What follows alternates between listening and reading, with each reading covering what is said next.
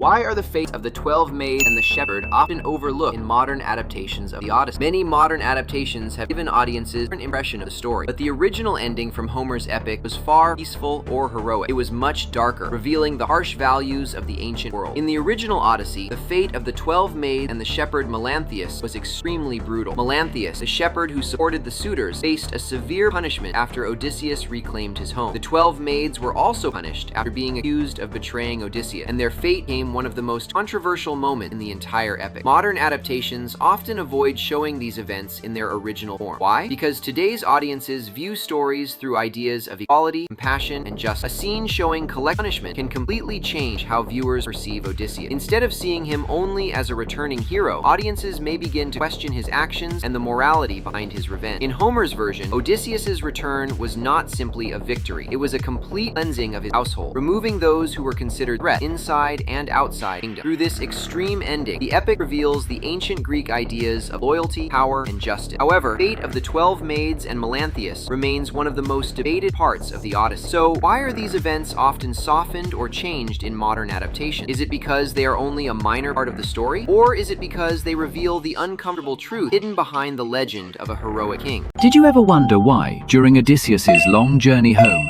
he and Penelope focused on his neck instead of the wounds covering his back? Many people never noticed the deeper meaning behind this detail. After years of war and endless wandering, Odysseus finally returned home carrying the scars of countless battles. His back showed the marks of his past. Every wound represented the struggles he had survived. Yet Penelope never focused on those visible injuries. Instead, she continued to care for his neck, as if that was the part that truly mattered. Some interpretations suggest that the Odysseus who left Ithaca may have already been lost during his long journey. The man who returned was no longer simply the same hero who had sailed away years before. He had been changed by hardship. He carried the weight of everything he had experienced. The person he once was had faded, leaving only a trace of his former self. But he still held on to the memories and promises that connected him to his home. Perhaps Penelope understood this. Perhaps she knew the man standing before her had changed in ways that could never be undone. But because of her love, she chose to accept him. And she stayed with him until the final part of his journey was complete. Later, the two of them appear together, running toward the sunlight with happiness. But behind this peaceful moment lies a deeper question. Was this truly a joyful reunion, or was it a beautiful illusion created by love and memory? So, did Odysseus truly make it home?